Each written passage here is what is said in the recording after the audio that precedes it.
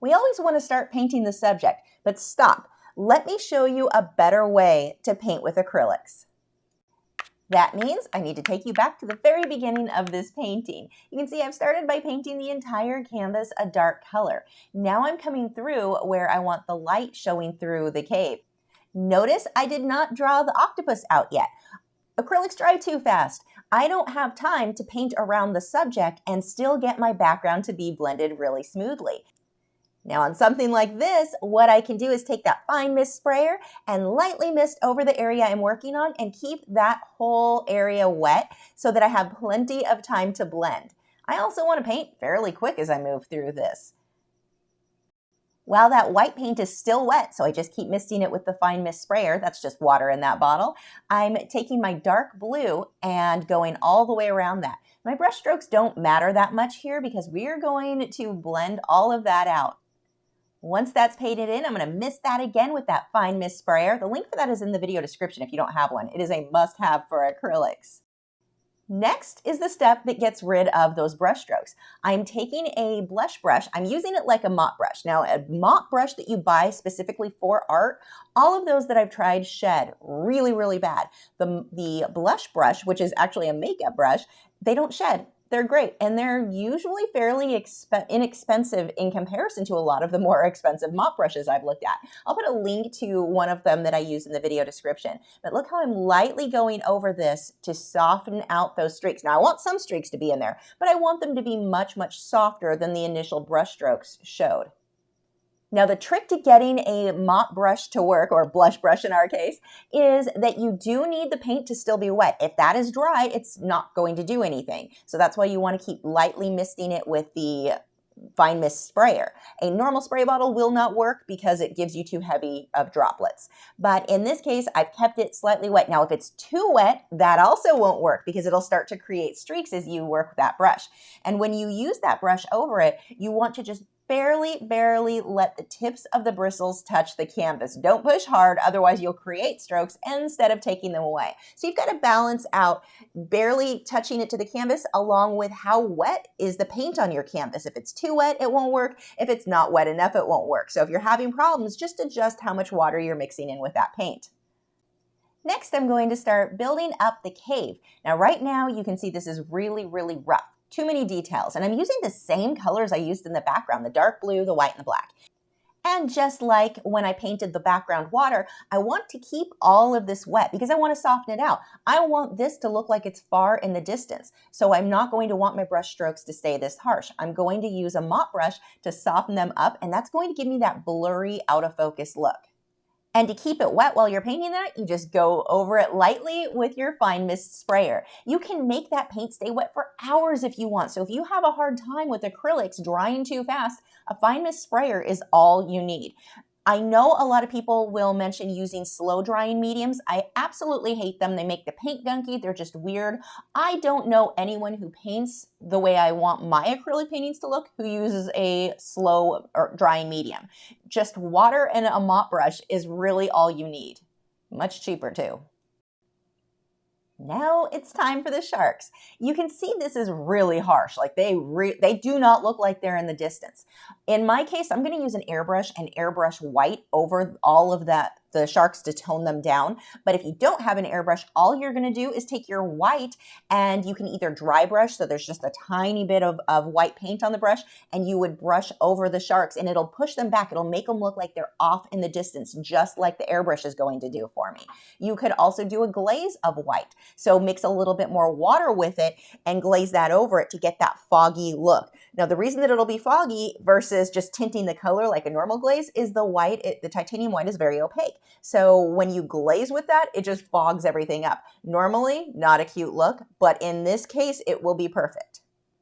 Now notice that I am not putting a lot of detail in either the sharks or the fish. This is a mistake I often see people make when they're painting marine life like this. I want these fish and the sharks to look like they're very, very far in the distance. If I start putting detail in that, it pulls them forward and you lose the depth that the piece needs. In order to get that depth where you really feel like they're out there, they're out deep in the water behind the octopus, we do not want a lot of detail. I'm giving a hint of some lights and darks, but not a lot. I'm also using the exact same colors I used in the background and in the cave. It's just my dark blue, black, and white. Whatever you want to look in the distance, you want it to be not super brightly colored. Like I wouldn't want to paint these fish bright pink. They'll look like they're too close. Even if they were pink fish, they'll look too close. By painting them the same color as the background, you get that silhouette look or that backlit look, and they look so far away. Now watch how I can take the airbrush and push all of this back even farther by airbrushing white over it. And again, if you don't have an airbrush, you're just going to dry brush or glaze white over it. That works as well. I'm going a little bit over the cave just to soften that edge, and I'm just going right over these sharks. Look at how it pushes them back. I use the airbrush to airbrush rays of light coming down, but this is another thing. You can dry brush it. It won't look as soft as with the airbrush, but it'll still look like rays of light. It will still look beautiful. And all you have to do to dry brush that is take a dry brush and a tiny bit of white paint in this case, and very lightly, don't push hard, very lightly drag that paintbrush across the canvas where you want each ray of light. You can even use a piece of masking tape to help you get straighter lines if that is a challenge for you. Now we can finally move on to our subject. So how do you get the drawing onto the canvas clean without eraser marks everywhere? You've got a couple of options. One, you could freehand it with just a white charcoal pencil, but you're back to having eraser lines all over the place. The other method is to use tracing and transfer paper. If you draw this out on another piece of paper, the size that you want it to be, you then take tracing paper and trace that. Now the next step would be to take transfer paper and use that to transfer the image onto the canvas. And I do have videos showing you how to do that. I'll have a card pop up if you want to check that out. So very, very easy way to go to get a clean drawing on there. And you can do that whether you want to trace the subject or if you want to freehand it yourself, but you want your lines cleanly on the canvas. Another great way to get your drawing onto the canvas cleanly is to use a digital projector and your white charcoal pencil to draw everything out. Now, as I lay in my base colors, they're slightly shaded. You can kind of see where it's a little bit darker and a little bit lighter on here, but they're not as detailed. They're not as shaded as they're going to be. If you leave it like this, you have a cartoon. And that is something that a lot of people have a hard time with. They feel that if they just knew the right color, their work would look more realistic. It's not about the color, it's about the values. Here, I'm using the right color, but it looks like a cartoon because I'm not dark enough yet. So as you layer, it's okay for your first base layers to be flat. That's normal. Just make sure that you keep working on those values to make that more realistic look. The reason that most people's artwork is not as realistic as they want it to be is that they did not get their values correct. Obviously, you want an accurate initial drawing. That's got to be right too. But after that, it's not the color. Are your lights light enough and darks dark enough? That will make all the difference in the world. You want to remember, painting is a layering process. This is not a paint by number. Very different way of painting. If you're trying to make things look realistic, look how I keep building and layering on top of layering. You're going to have layers you don't like. Layer until it looks good. We'll be right back to this lesson, but I do want to tell you about my longer lessons. If you would like to paint along with me for this painting, it's an almost 3-hour long lesson, or any of my over 300 other lessons, head over to patreon.com/Lachri, where for as little as $4 a month, I'm going to help you improve your artwork. I want to help you get to that next stage. Back to this project, as I go through here, notice how long I spend on each brush stroke. This is not a fast process. Take your time. If you plan on getting something like this done in a night, you're not going to enjoy the results you get. Go slow, plan on it taking a while. The brush that I'm using here is a number 1 synthetic hog-haired liner brush. Notice how as an area starts to feel like it's finished, I just keep working on it. I just keep adding more. That's a part of that layering process. Keep on layering. A huge part of the problem, besides artists not getting the values correct, is that they call it finished too soon. It's not that what you've painted is bad or wrong. It's just not finished yet. Keep on layering. My next tip is to break your painting up into chunks. You can see where I painted just the back of the head. Now I'm working on the area around the eyes. Next, I'll work on just a few inches in front of that, then one leg at a time. Don't try to paint the entire octopus all at once. It is not going to come out looking very good. Break it up into small bite-sized chunks and just focus on one little area. If you're really struggling, just break it down into 1 square inch, one small area. Another thing that can really help you is don't look at it as, in this case, an octopus, or let's say you're painting a rose. I'm painting a rose. Think of it more as abstract shapes. Look at that one small area that you're focused on and the abstract shapes of highlights and shadows within that. It doesn't necessarily make a lot of sense when you're super zoomed into your reference photo, but if you copy what you see, it will all come together in the end, and it makes it much easier to tackle.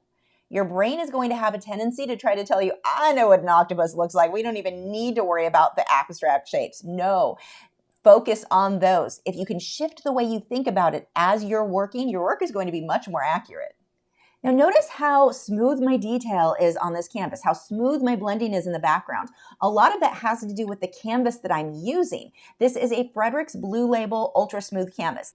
If you work on a canvas that is too rough, too bumpy, you're going to have a heck of a time getting that smooth blending or tiny smooth detail. So if that is something you struggle with, try switching the canvas to something that is much more smooth. My favorites are the Frederick's Blue Label Ultra Smooth and the Frederick's Belgian Linen canvases. Wonderful to work on. And just for transparency, this canvas was provided to me by Frederick's, but they were already the only canvas that I use because their quality is amazing. And I've used some really, really bad junk in the past, and I just do not want to repeat that mistake. My next tip is don't try to half do something. In this case, look at the details in this octopus's arms. That's a lot, and it's very easy to look at something and think there's a shortcut here. I can find a shortcut and make it look like an octopus's arm. Sure, if you're going for a looser style, a more impressionistic style, absolutely. But when you're trying to get something that is much more realistic, you're going to have to stop, slow down, and really focus on what's there. Don't shy away from detail thinking it's too hard. Detail is not hard. Detail is time consuming. Very big difference. And the funny thing is, the more detail something has, if you paint in that detail, it is easier to make the super detailed stuff look much, much better than it is something that is softer and more like if you look at the shapes in the background, getting that soft, simple look can actually be more difficult sometimes because there's not a lot of busyness to hide mistakes. Here, if I'm off, if one of these arms is moved weird or I'm missing, I could miss an entire section of the arm. It won't matter that much because there's so much busyness going on.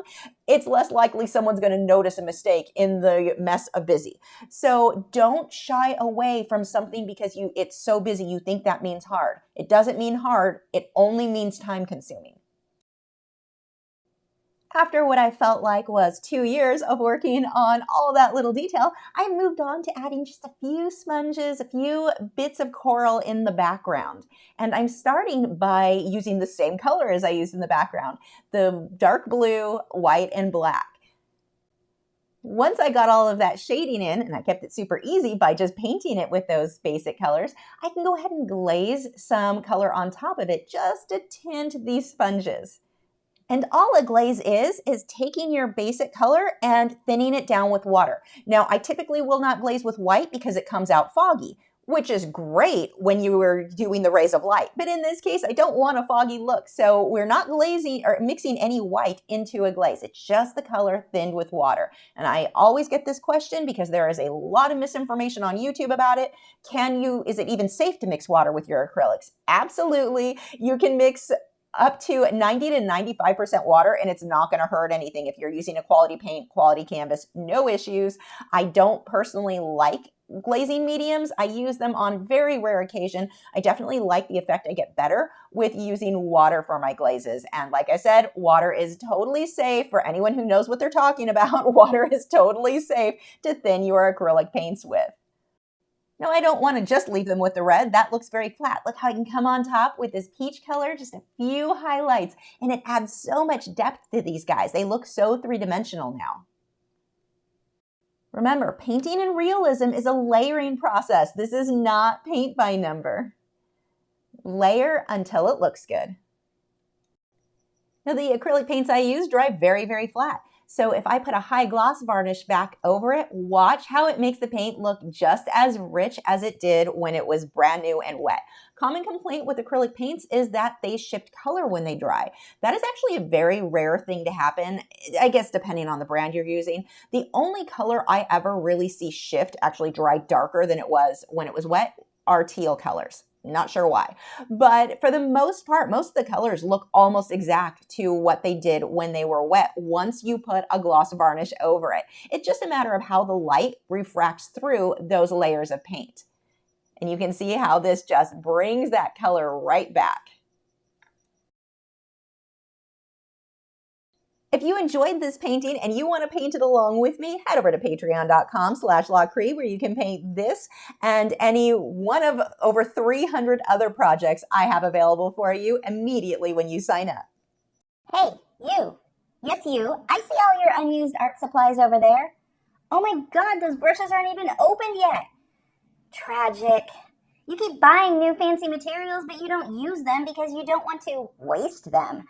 Stop making your art supplies sad. Sign up for art lessons for as little as $4 a month. There are over 300 painting and drawing lessons available when you sign up and new ones every week. Patreon.com/Lachri.